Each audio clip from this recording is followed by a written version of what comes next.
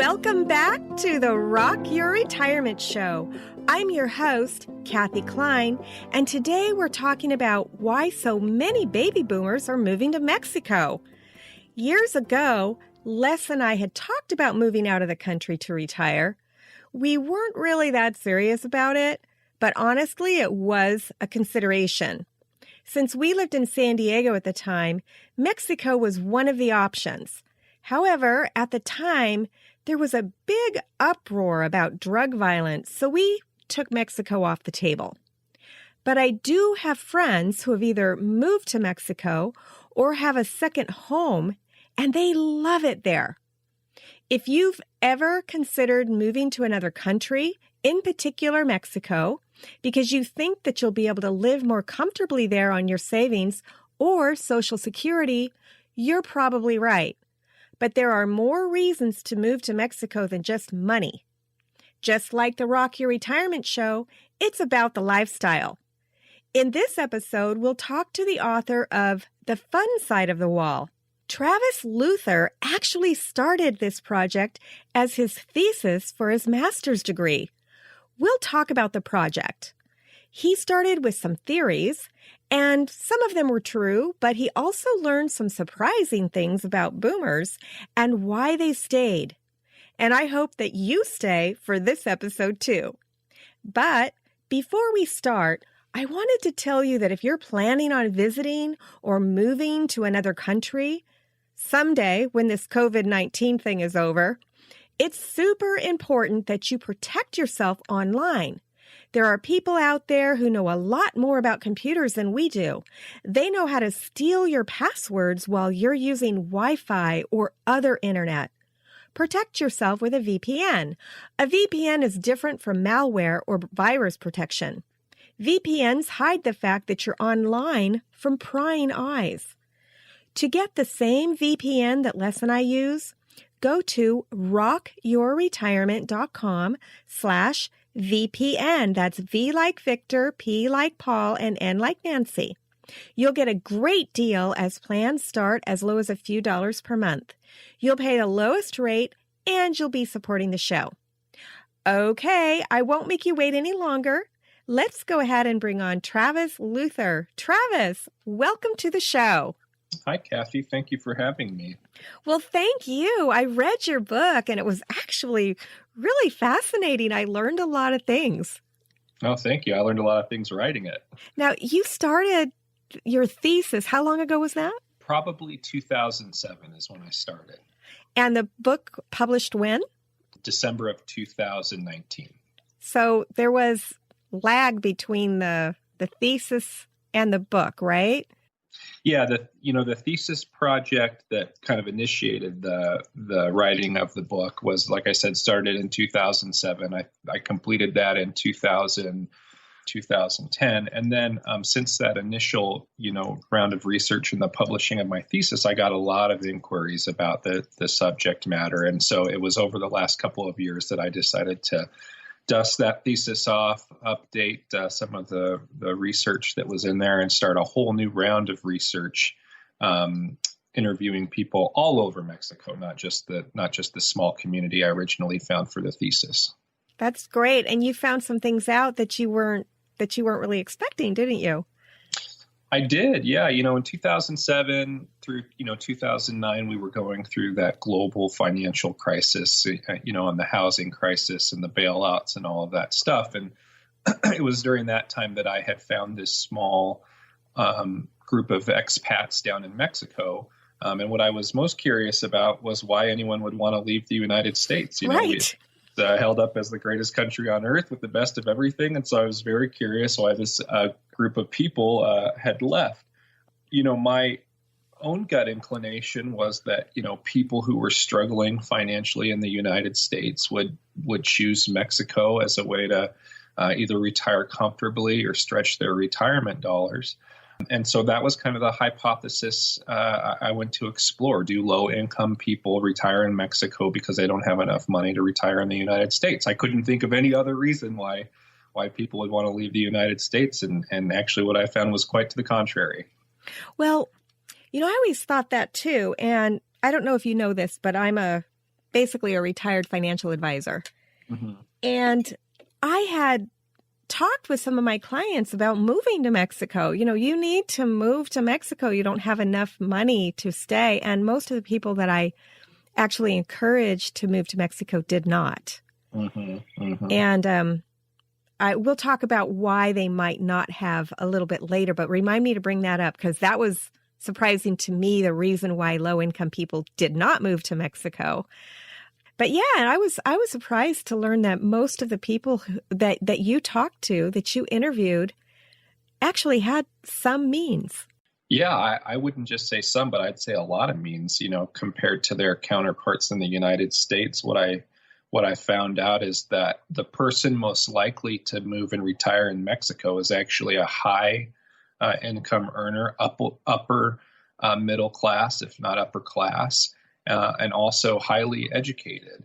Most of them having college degrees, and a significant portion of them having post-bachelor and doctorate degrees. So it was not people struggling financially who were moving to Mexico, but rather it was people who thought more about their money who moved to Mexico, and people who wanted to retire earlier. And in fact, of the baby boomers that are retired in Mexico, on average, they retire 5 years sooner than their U.S. counterparts. I know, isn't that amazing? Mm-hmm. And you would think, I've interviewed a lot of people on this show, and one of the reasons why Les and I did not move was he was concerned about the medical. Mm-hmm. And you did address that in the book. And since then, I have talked to many people who they live here in the United States, but they go to other countries, including Mexico, to have medical procedures. And I was just talking with somebody the other day. She is another Medicare insurance agent, and she was asking me what dental insurance I recommended for people who needed dental implants. And I said, well, actually, I don't. They should go to Mexico and get them done. That's right. That's right. Yeah. I think that the medical is one of the major concerns that I see a lot. I still continue to monitor expats in Mexico. And most interestingly, I monitor groups here in the United States who are trying to get information about moving to Mexico. And medical is probably number two as far as questions go, safety being number one. But on the medical side, I did look into that, and I think I addressed it pretty thoroughly in the book. And, what I discovered is there are a number of routes to enroll in Mexico's public healthcare system. You can either do it through work, and if you're not working, you can do it through residency, which is actually very easy to acquire versus other countries. And a lot of the folks down there reported that their copays in some instances were still more expensive than full treatment in Mexico. They felt like they were receiving comparable care.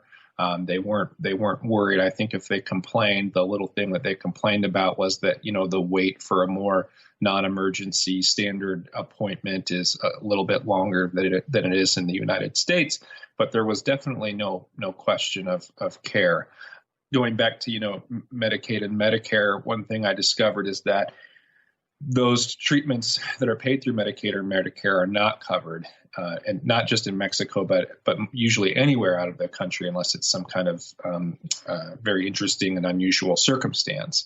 And so in that case, folks who were dependent on Medicaid or Medicare for prescriptions or things of that nature would just make periodic, whether they were every 3 months or every 6 month return trips to the United States, load up on their prescriptions or have their procedure done and then go back down to Mexico. So I would like to just jump in here. My legal hat is starting to tingle. Mm-hmm. Nothing that we say on this show should be construed as legal advice, Medicare advice, and so forth. For your personal situation, you need to talk with somebody who knows your full situation. But I do want to say that if you are going to be using your Medicare benefits, you have to maintain a U.S. resident. You have to, you cannot go in and use a drug plan if you don't technically live in the United States. So I'm going to let you use your imagination on that one. I'm not going to tell you what to do, but you do have to have a U.S. residents to use a prescription drug plan. So So, And I yeah. think that gets a little bit to the point of what you were talking about earlier, and when you were saying, to remind you of some advice you'd given to clients and stuff. But this idea that you would find low-income people in Mexico because they can't afford to retire in the United States, the issue with that, the reason that ends up not being the case is this very thing that we're talking about, is that these low-income people tend to be dependent on Medicare and Medicaid for their health. Health benefits and for their treatment. And as you get older, those treatments unfortunately become more and more frequent. And I think that in itself becomes a hurdle to being able to go down to Mexico and take advantage of the low cost of living and everything else that we found down there. I always kind of considered maybe moving to Mexico or another Latin country. I'm in love with the Latin people. Not forever. I personally, I wouldn't necessarily want to live there when I'm in my 80s and 90s, because at my age, it would be very difficult to learn how to speak the language. And if I needed long-term care, I'd need to be able to communicate with my caregiver. But to live there for 10 years, maybe in my 60s, live that really relaxed lifestyle, which I'm sure we'll talk about in a minute, and just sort of change my brain, change the way I think, and frankly, save all that money, and then come back to the United States when I'm older and use my long-term care benefits here where everybody speaks English. Because as you know, Mexicans that are not on the border don't necessarily speak English. And it's up to us to learn their language, regardless of what country we decide to move to. It's not up to them to learn our language. It's up to us to learn their language. But it can be difficult when you're in your 50s, 60s, and 70s to learn a new language. Yeah, I found actually that the baby boomers who had moved down there had really dove into language especially. And at times, I've been working on my Spanish a bit too, but at times I had to be relying on them to get around, especially with regard to directions and getting taxis and stuff. But, in a lot of these communities that I visited in Mexico, there is no shortage of, one, expats who are happy to help you kind of navigate the language barriers, and two, English-speaking Mexicans who have lived in these communities themselves for generations and speak English as well as they speak Spanish. Certainly in places like San Miguel de Allende, Puerto Vallarta, Lake Chapala, it's really not hard to get around, and I don't think anyone should be fearful of the language barrier as getting in the way of their Mexican retirement. Did you ever watch Star Trek when you were younger? I did. I can't claim to be a super fan, but I understand that. Okay. Do you remember the Universal Translator? Yes. Okay, we have that now. It's called Google Translate. And we did not have that 10 years ago. So yeah. It is getting easier to be globally mobile now. Oh, yeah. I would recommend that, too. I was just down in Mexico a couple months ago, and I was showing that to my friends, and you can actually, there's augmented reality. You can put it over a menu, and it will translate even the menu for you. It's wild. You're kidding. I haven't seen that part of it yet.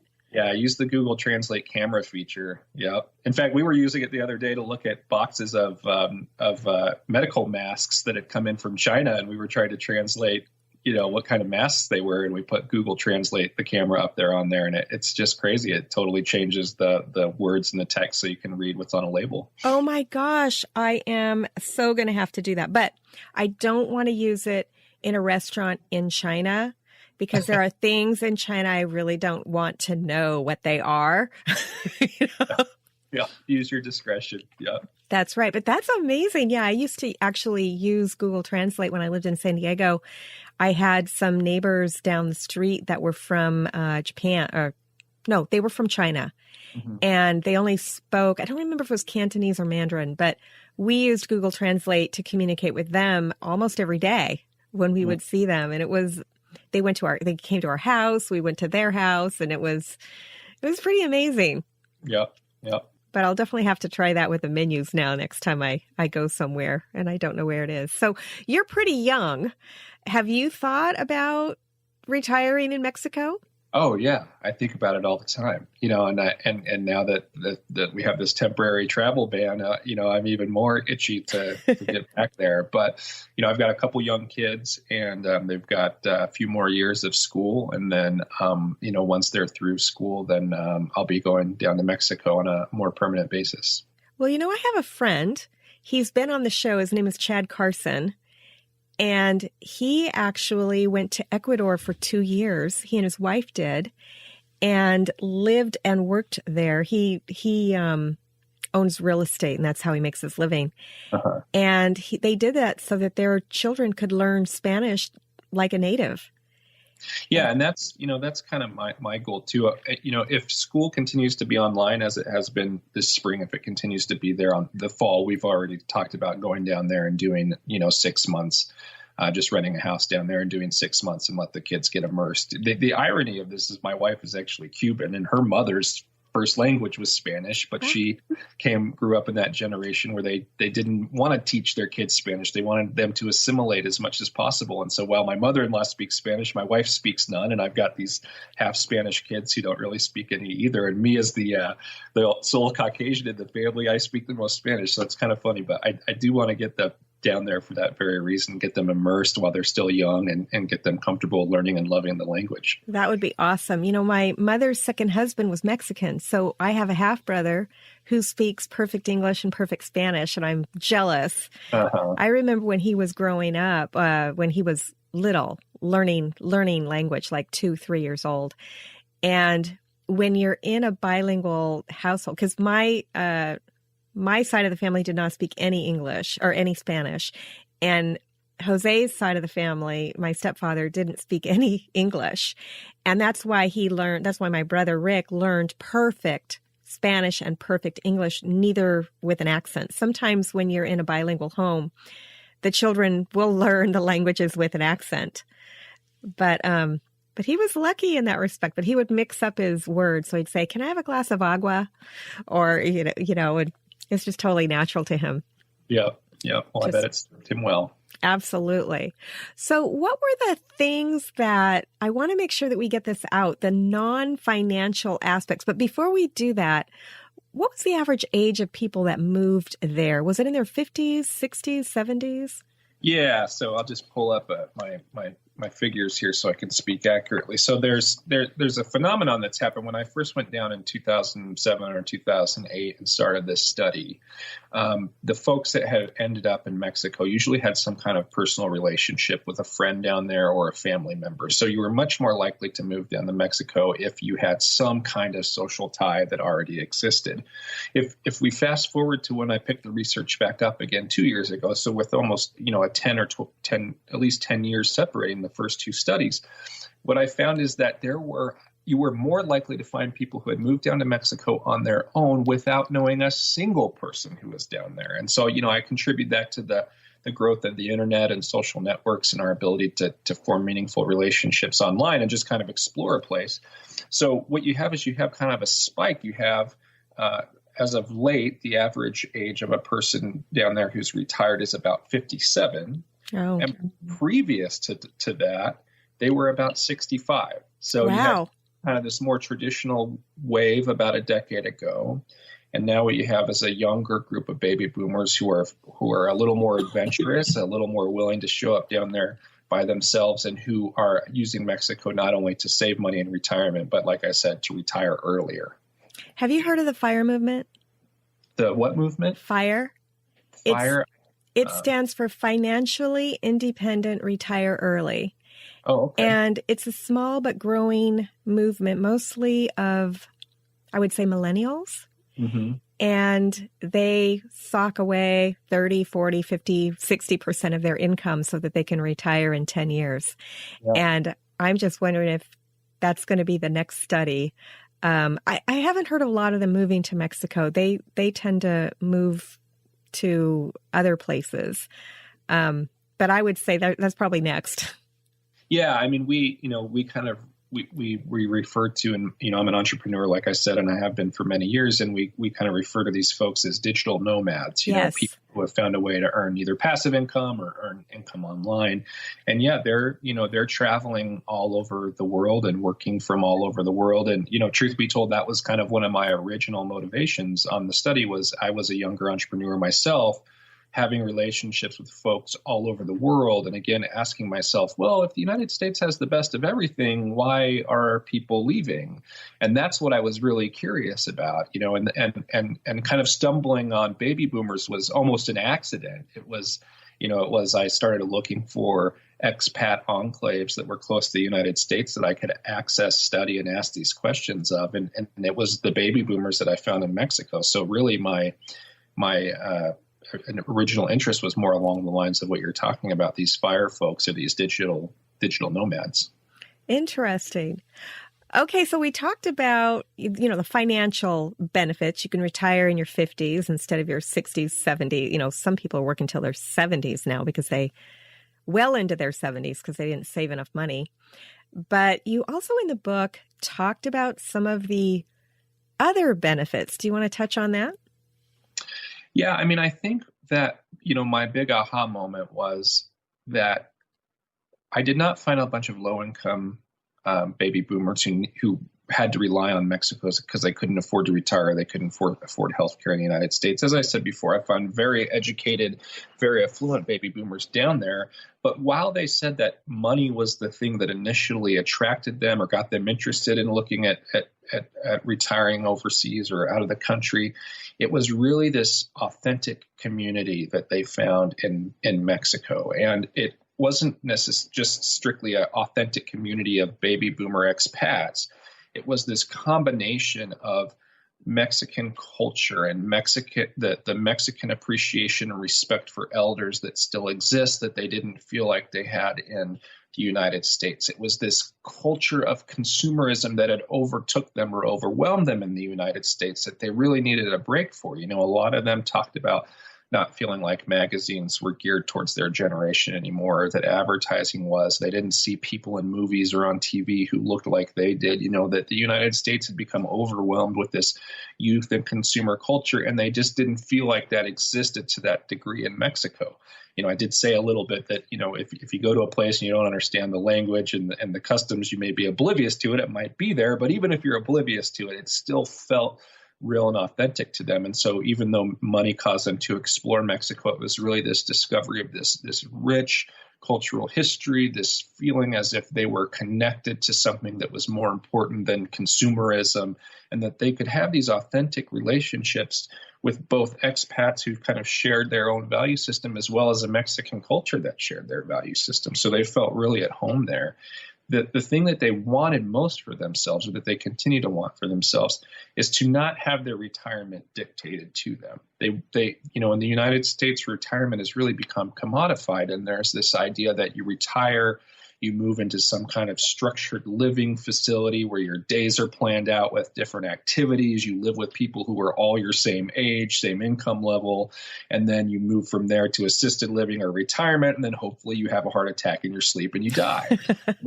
And that's not what these folks wanted. They still wanted some kind of adventure. They still wanted some kind of real community. They wanted to dictate the terms of their retirement. And so, and what they found is in Mexico was a place where they could connect with people, build something important. A lot of them are doing community service projects, environment projects, working with kids, working in literacy. They've just found a place where they're dictating the terms of their retirement, and they don't feel like they're being bombarded by this commodified consumerism of retirement in the United States. And there is no translation for okay, boomer. And there is not. I would think that the people who, everybody, like you said, most people come because of the money, but people stay for the community. And I would think that because I do know people wash out. I do know that people go, they don't like it, they go home. Because I have talked to some people who have moved overseas, and either they or their spouse, it does cause divorce too, when one person really loves it, the other person doesn't. But I would, Yeah, I would think that the people who wash out just really never could assimilate, could never, didn't get into the culture part, wanted their things, didn't like the fact that you can't get Amazon delivered the next day. Did you talk to anybody who washed out? I know you did not address this in the book, so I'm kind of putting you on the spot here.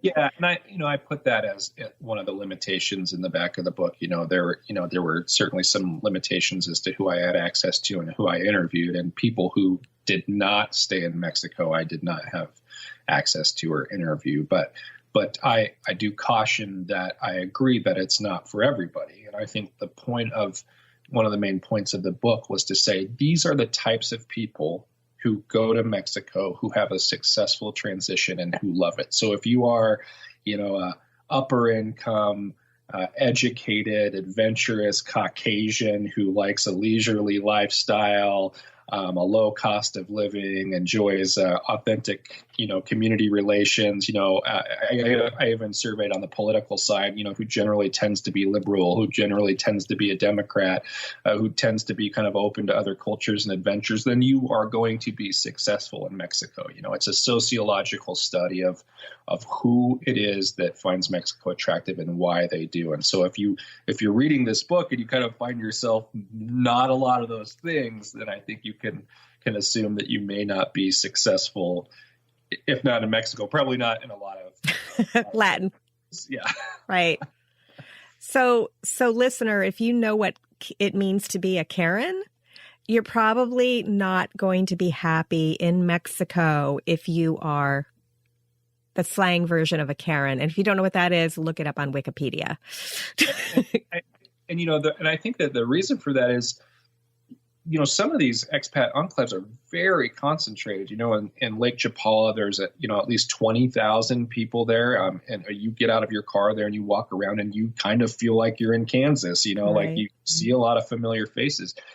San Miguel de Allende, same thing, 12 to 15,000 expats really concentrated. And so I think what they recognize is they have to be respectful to the culture that has welcomed them and allowed them there. And if you have too many American expats who are complaining and asking for the manager, as Karen does every time, the wrong dressing on her salad, well, then you're going to lose that chance to be part of that authentic community because you're going to ruin it for the people who are hosting you.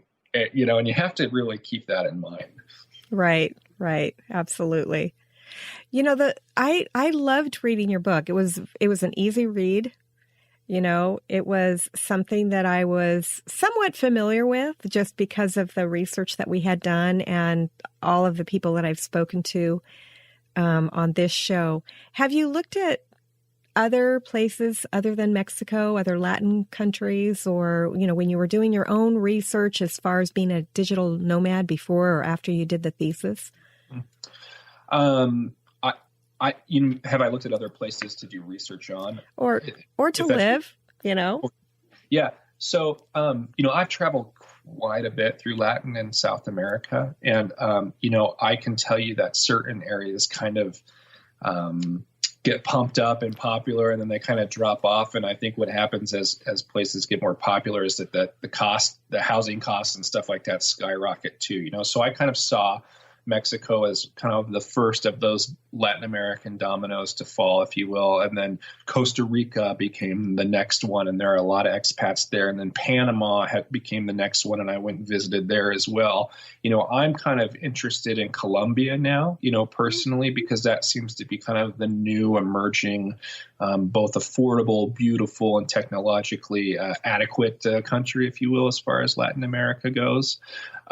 So, I know that a lot of people looked at those places before deciding on Mexico. And I know that Belize has been another popular destination. Because it's English speaking and they don't have to learn a new language. Yeah, but you know what? A lot of the people that ended up in Mexico just did not feel like Belize had the infrastructure and the technology to kind of support their lifestyle, even though they wanted to assimilate in something Latin American. They just kind of felt that was, to put kindly, too rustic, if you will. So,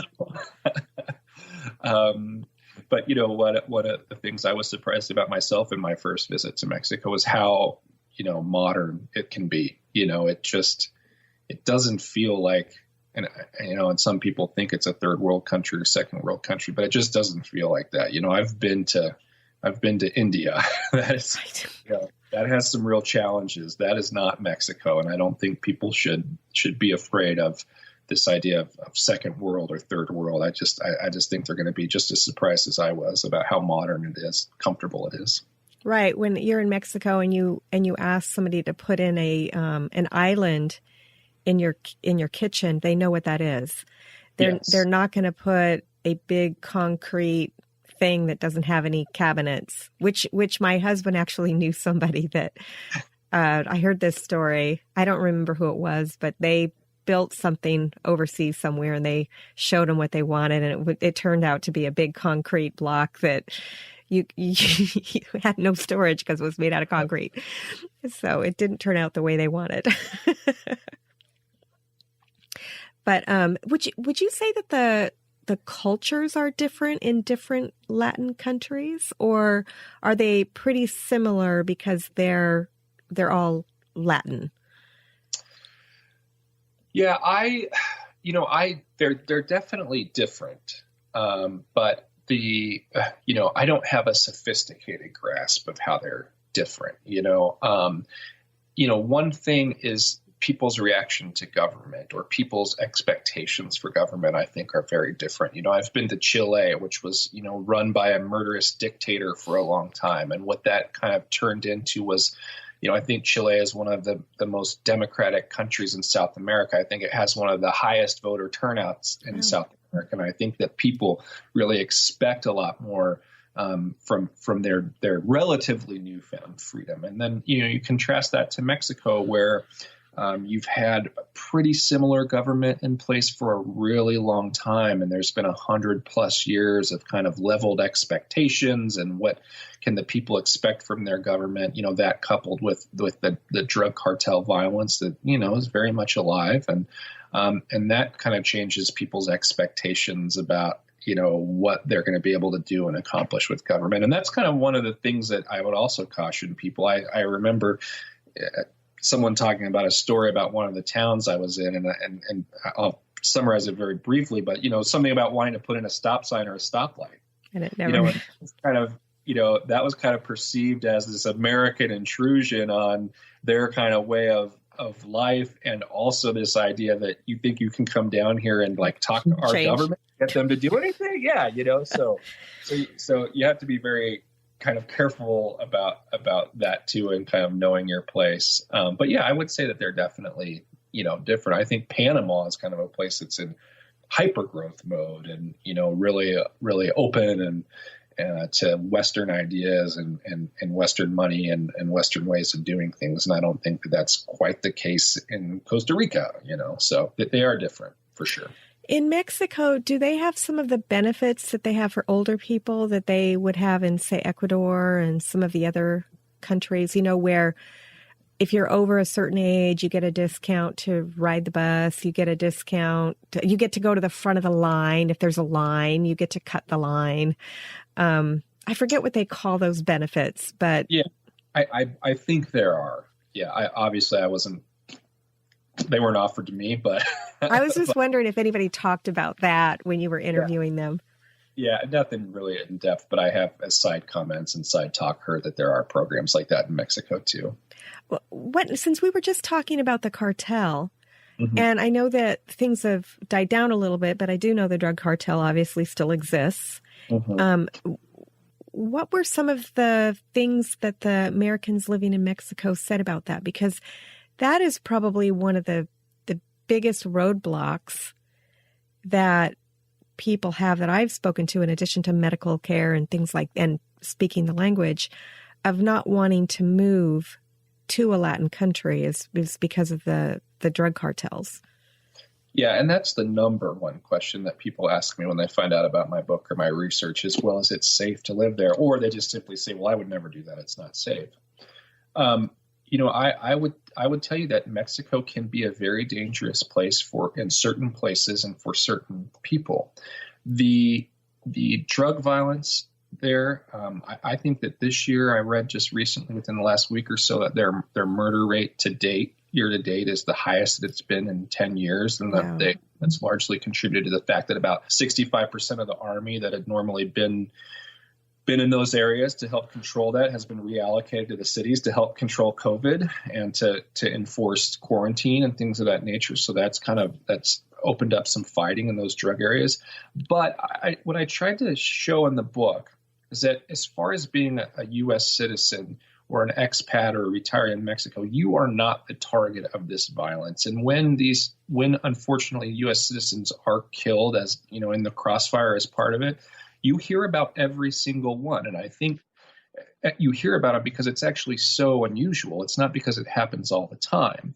And I tried to run some statistical analysis to show you that in the book that you were more likely to be shot on the street in Chicago or Washington, D.C., than you were to be shot as an American expat in Mexico, and that you were way more, I don't know if it was 27 times or 30 times, but you were way more likely to die in a car accident or a motorcycle accident in Mexico than you were to die due to violence or murder. So yes, Mexico is dangerous in certain areas for certain populations, but it's not any more dangerous for U.S. citizens than it is in the United States. And in fact, most of my respondents said they felt safer in Mexico than they did in the United States. Or actually, I'm sorry, about a third said they felt safer in Mexico than in the United States, and another third said it was about the same. Or it was even less than that, but it was just a very small percentage that felt like it was any more dangerous than it was in the United States. Do you know if most of that violence happens at night, or does it happen during the day as well? You know that I don't know. Yeah, I really don't. I mean, anywhere you go. I mean, I went to Ireland and there's a warning, don't walk by yourself at night, and go with a partner. So, I mean, it's almost impossible to not be warned to play it safe no matter where you go. But I just want to tell people that the folks that are in Mexico do not feel the threat of violence as it is portrayed back in the United States. They're just not uncomfortable with it.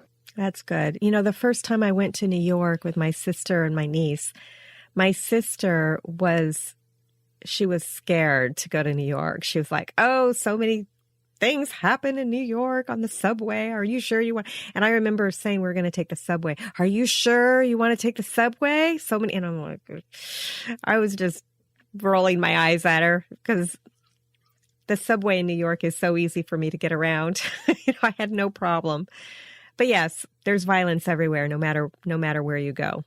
So we are coming up to the end of our interview. I wanted to make sure that, is there a place for people to buy your book or to contact you if they wanted to, keep in touch? Yeah, you can buy The Fun Side of the Wall on Amazon and Barnes & Noble, so feel free to search there or by my name, Travis Luther. I think the easiest way to contact me or to find information on the book is just go to travisluther.com, and you should find everything you need right there. Awesome. Thank you so much for writing this book. It was a great read. I do recommend it. I'll have a link to it in the show notes. And thanks again for coming on the show. Thanks for having me, Catherine. I appreciate it. Thanks. And to the listener, we'll see you next time on the Rock Your Retirement Show. Bye.